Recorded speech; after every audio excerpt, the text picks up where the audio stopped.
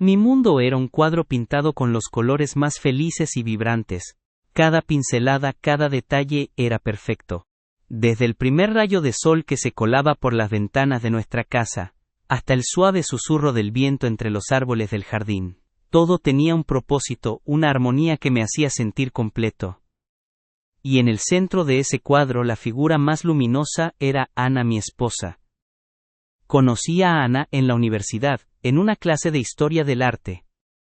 Ella tenía una risa que sonaba como campanas de plata, y unos ojos que me hacían sentir que era la persona más importante del planeta. Nuestra conexión fue instantánea, un imán que unió dos almas destinadas a encontrar la paz en la otra. Nos casamos un par de años después de graduarnos, y construimos nuestro nido en una tranquila calle en las afueras de la ciudad. Un lugar con un porche delantero donde pasábamos las tardes de verano, bebiendo limonada y mirando el mundo pasar. Nuestra casa no era una mansión, pero era nuestra. Cada mueble, cada fotografía en la pared, contaba una historia de nuestro amor. Pero no estaba solo con Ana en mi universo. Había otra estrella igualmente brillante. Mi hermano, David. Desde que éramos niños, David y yo éramos inseparables. Él era mi ancla, mi confidente, mi mejor amigo. Crecimos juntos, compartimos los secretos más profundos y los sueños más locos. A pesar de ser hermanos, éramos tan diferentes. Yo era más reservado, el planificador, mientras que David era el aventurero, el alma de la fiesta. Pero nuestras diferencias nos complementaban a la perfección. Él siempre me animó a tomar riesgos, y yo le ofrecía una red de seguridad. La relación entre Ana y David era algo que me llenaba de un orgullo inmenso. No solo se llevaban bien, sino que se convirtieron en cómplices de mi felicidad. Ana lo adoraba, y David la trataba como a la hermana que nunca tuvo. Cenábamos juntos al menos una vez a la semana, y las conversaciones en la mesa se extendían hasta altas horas de la noche, llenas de risas y anécdotas. Tenían sus propias bromas internas y se mandaban mensajes que yo, en mi completa confianza, jamás me molesté en leer. ¿Por qué lo haría? Confiaba en ellos de una manera que pocas personas pueden llegar a entender. Era una fe ciega. Una certeza inquebrantable en que las dos personas más importantes de mi vida estaban destinadas a amarse y apoyarse mutuamente, y por extensión, a mí. Mis días consistían en ir a trabajar, volver a casa para ver a Ana, y pasar los fines de semana con David. La rutina nunca se sintió monótona sino reconfortante. Era la prueba tangible de que había logrado la vida que siempre había soñado. Una vida sin dramas, sin conflictos, donde el amor y la lealtad eran los pilares que sostenían mi existencia. Pensaba en los planes a futuro, en los viajes que haríamos, en los hijos que algún día tendríamos, en la jubilación que pasaríamos en una cabaña junto a un lago.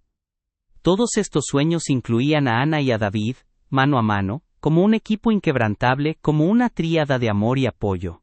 Nunca cuestioné nada. Si Ana salía a hacer las compras, y se detenía a ver a David, me parecía lo más normal del mundo. Si David la llamaba para pedirle su opinión sobre una chica que estaba conociendo, me alegraba de que tuvieran esa conexión. La confianza que tenía en ellos era absoluta, una muralla impenetrable que me protegía de cualquier sospecha. En mi mente, ellos eran mis dos grandes amores, mis dos rocas, las personas a las que siempre podría recurrir sin dudarlo. El mundo exterior podía ser caótico, pero dentro de mi círculo, solo había paz. Me sentía invencible, afortunado, bendecido. Mi corazón rebosaba de gratitud por haber encontrado una felicidad tan pura y completa, una que creía que duraría para siempre. ¿El cuadro de mi vida perfecta? Sin que yo lo supiera, ya tenía las primeras grietas. Eran casi imperceptibles al principio, como un vidrio que se empieza a rajar desde dentro. Mis sentidos, antes dormidos en la seguridad de mi rutina, comenzaron a despertar. No fue una revelación abrupta, sino una acumulación de pequeños detalles, de sutiles desajustes que, en su momento, desestimé con la misma facilidad con la que pasaba la página de un libro. El primer indicio fue el teléfono. David y Ana, que siempre habían compartido un vínculo cercano, parecían ahora estar pegados a sus dispositivos. Sus mensajes no eran ya las risas y las bromas que yo solía escuchar. En su lugar, había un silencio extraño. una seriedad que nunca antes había notado. Si entraba a la habitación, la pantalla se apagaba instantáneamente o se giraba de manera furtiva. Yo me decía que era cosa de privacidad, que quizás David estaba lidiando con algo personal, y Ana estaba siendo su confidente. No había nada malo en ello. O eso creía. Luego vinieron las bromas internas.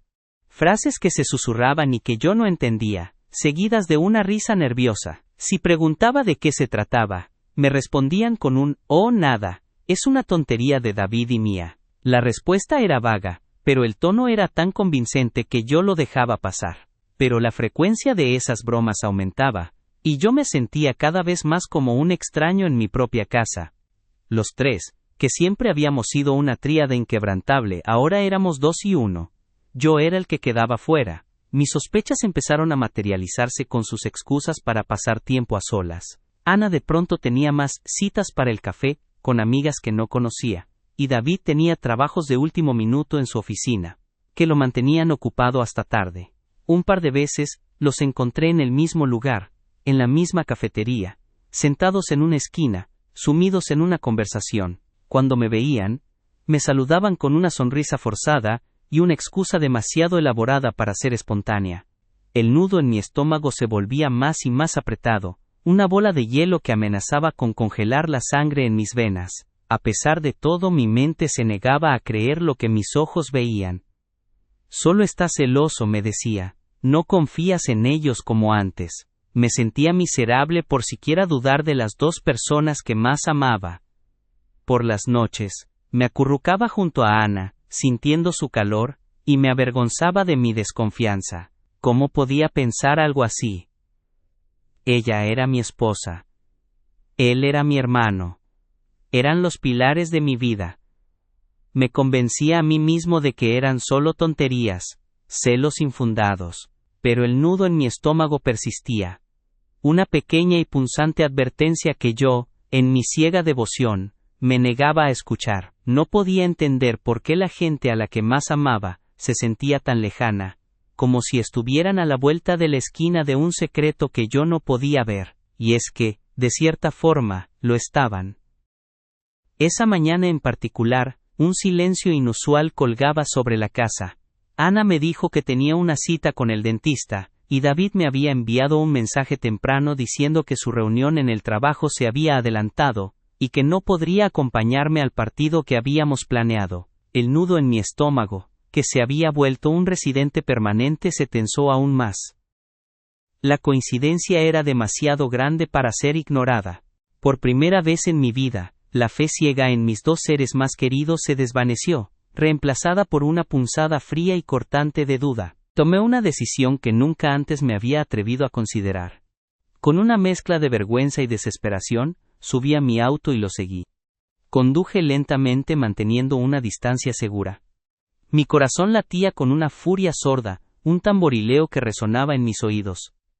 Ana no se dirigió a la clínica dental que estaba a un par de cuadras de distancia como había dicho. Condujo en la dirección opuesta, hacia un parque que solíamos visitar de niños, un lugar que había sido un escondite para David y yo. Los encontré en el mirador, un banco de madera con vistas a un pequeño lago. La escena me golpeó como un puñetazo en el estómago, dejándome sin aliento. Ana y David estaban sentados no como amigos, no como familia, sino como amantes. La mano de David estaba en la rodilla de Ana, su cabeza estaba inclinada hacia la de ella, y la besaba con la misma ternura que solía besarme a mí. Mis rodillas flaquearon, y tuve que sostenerme del auto para no caer al suelo. El mundo entero se detuvo, el sol, antes tan cálido, se sentía como una luz fría e indiferente. El sonido de los pájaros era un ruido irritante que se burlaba de mi dolor. La traición no era solo un sentimiento, era una presencia física que me aplastaba, una mano invisible que me apretaba el corazón hasta casi reventarlo. Me acerqué a ellos, con cada paso sintiendo que el suelo se desmoronaba bajo mis pies. La expresión en sus rostros cuando se dieron cuenta de mi presencia, fue un espectáculo de horror puro. Sus ojos se abrieron como platos, la sangre se les drenó de la cara y sus sonrisas se congelaron en una mueca de culpabilidad. El silencio que siguió fue la cosa más ensordecedora que jamás había experimentado. David fue el primero en hablar, sus palabras un torpe balbuceo de excusas y súplicas. Hermano, no es lo que parece. Empezó a decir, pero su voz se apagó, consciente de la futilidad de sus palabras. Miré a Ana. Ella no dijo nada. Simplemente me miró. Con lágrimas en los ojos, una mezcla de arrepentimiento y de miedo que no supe descifrar. La traición me había roto. No solo mi relación con Ana, sino la lealtad que me unía a David, mi mejor amigo, mi confidente. Los dos pilares de mi vida se habían derrumbado, dejándome solo en las ruinas de lo que creía que era una vida perfecta. En ese momento, no sentí rabia, ni siquiera dolor. Sentí un vacío, un hueco que se expandía dentro de mí. Todo en lo que había creído, todo en lo que había puesto mi fe, resultó ser una mentira bien elaborada. Y lo que más me dolía, más que la infidelidad misma, era darme cuenta de que los había perdido a ambos. No por un error, sino por una traición deliberada, una puñalada en la espalda de la que nunca me recuperaría. Me di la vuelta, y regresé al auto. El camino de regreso a casa fue un borrón. Solo podía pensar en una cosa: empacar mis cosas y desaparecer. Para siempre. El dolor del descubrimiento era una neblina que me envolvía, nublando mi juicio y mi visión. Conduje de regreso a casa, con el alma desgarrada, y lo único que podía hacer era empacar mis cosas. La infidelidad, aunque un puñal en mi corazón, era algo que podía, eventualmente, procesar. Pero la traición de mi hermano, mi sangre, era algo que me parecía imposible de sanar. Entré a la casa y me dirigí a nuestra habitación, mis manos temblando mientras sacaba una maleta del armario. Mis movimientos eran mecánicos, mi mente un torbellino de emociones, una cacofonía de tristeza, rabia y confusión. Mientras sacaba algunas de mis camisas, mis ojos se posaron en una pequeña caja de madera escondida, en el fondo de un cajón que juraba haber vaciado hace años. La caja estaba ligeramente abierta, como si Ana la hubiera estado usando recientemente. La curiosidad, una emoción que hacía mucho no sentía, se apoderó de mí, y dejé caer la ropa para inspeccionar su contenido. Dentro había un diario viejo, un libro de contabilidad, y una colección de fotos Polaroid. Empecé a hojear las páginas del diario, mi pulso acelerándose con cada palabra. El diario no era de Ana, sino de mi madre. Mi madre, que había fallecido hace más de una década. En las páginas, ella hablaba de una enfermedad grave, una que la había obligado a vivir sus últimos días en la miseria y con miedo. Luego, el diario narraba el horror de mis padres de que mi hermano David había falsificado su firma, y los había estafado con la herencia que me tocaba. Él ha firmado el traspaso de la propiedad, y no puedo probar que no fui yo. Me ha quitado todo, decía una entrada. Más abajo, había otra nota de mi madre. Le he contado todo a Ana, le he dicho lo que hizo tu hermano, y ella me ha prometido que te va a cuidar, que no te va a dejar solo. Los ojos se me llenaron de lágrimas. Volteé la página y encontré un documento notarial firmado por un abogado que yo no conocía. El documento era el testamento de mi madre, pero la firma en el testamento era tan distinta de la que conocía de ella, que me di cuenta de inmediato que había sido falsificada. Me quedé helado. Mi mente, que había estado enfocada en el dolor de la infidelidad, ahora estaba procesando algo mucho más oscuro y siniestro. Los documentos y las fotos eran evidencia de un plan, un elaborado plan para robar mi herencia. La infidelidad no era el acto principal de su traición, sino una herramienta para distraerme mientras ellos me robaban mi vida. De repente, una nueva ola de dolor me golpeó, y era mucho más profunda que la anterior. La infidelidad de Ana y David no fue un acto de pasión, sino de conveniencia. Fue una manipulación deliberada para mantenerme cerca, para hacerme sentir seguro y confiado. Mientras ellos me robaban mi vida, me di cuenta de que la traición más grande no había sido con la infidelidad, sino con la confianza. Mi hermano, que había sido mi roca, mi mejor amigo, había robado todo lo que tenía, y mi esposa, que había prometido amarme y protegerme, había sido su cómplice. El cuadro perfecto de mi vida, que tanto había valorado, no era una obra de arte, sino una farsa. Un lienzo pintado con mentiras, engaños y secretos. Con mi corazón lleno de horror, me di cuenta de que mi vida había sido una mentira. la persona que más amaba, y la persona que juraba amarme, me habían traicionado de la manera más cruel y despiadada. El dolor del descubrimiento era una neblina que me envolvía, nublando mi juicio y mi visión. Conduje de regreso a casa, con el alma desgarrada, y lo único que podía hacer era empacar mis cosas. La infidelidad, aunque un puñal en mi corazón, era algo que podía eventualmente procesar. Pero, la traición de mi hermano, mi sangre, era algo que me parecía imposible de sanar. Entré a la casa y me dirigí a nuestra habitación, mis manos temblando mientras sacaba una maleta del armario. Mis movimientos eran mecánicos, mi mente un torbellino de emociones, una cacofonía de tristeza, rabia y confusión. Mientras sacaba algunas de mis camisas, mis ojos se posaron en una pequeña caja de madera escondida en el fondo de un cajón que juraba haber vaciado hace años. La caja estaba ligeramente abierta, como si Ana la hubiera estado usando recientemente. La curiosidad, una emoción que hacía mucho no sentía, se apoderó de mí, y dejé caer la ropa para inspeccionar su contenido. Dentro había un diario viejo, un libro de contabilidad, y una colección de fotos Polaroid. Empecé a hojear las páginas del diario, mi pulso acelerándose con cada palabra. El diario no era de Ana, sino de mi madre. Mi madre, que había fallecido hace más de una década. En las páginas, ella hablaba de una enfermedad grave, una que la había obligado a vivir sus últimos días en la miseria y con miedo. Luego, el diario narraba el horror de mis padres de que mi hermano David había falsificado su firma y los había estafado con la herencia que me tocaba. Él ha firmado el traspaso de la propiedad, y no puedo probar que no fui yo. Me ha quitado todo, decía una entrada. Más abajo había otra nota de mi madre. Le he contado todo a Ana, le he dicho lo que hizo tu hermano y ella me ha prometido que te va a cuidar, que no te va a dejar solo. Los ojos se me llenaron de lágrimas. Volteé la página y encontré un documento notarial firmado por un abogado que yo no conocía. El documento era el testamento de mi madre, pero la firma en el testamento era tan distinta de la que conocía de ella, que me di cuenta de inmediato que había sido falsificada. Me quedé helado. Mi mente, que había estado enfocada en el dolor de la infidelidad, ahora estaba procesando algo mucho más oscuro y siniestro. Los documentos y las fotos eran evidencia de un plan, un elaborado plan para robar mi herencia. La infidelidad no era el acto principal de su traición, sino una herramienta para distraerme mientras ellos me robaban mi vida.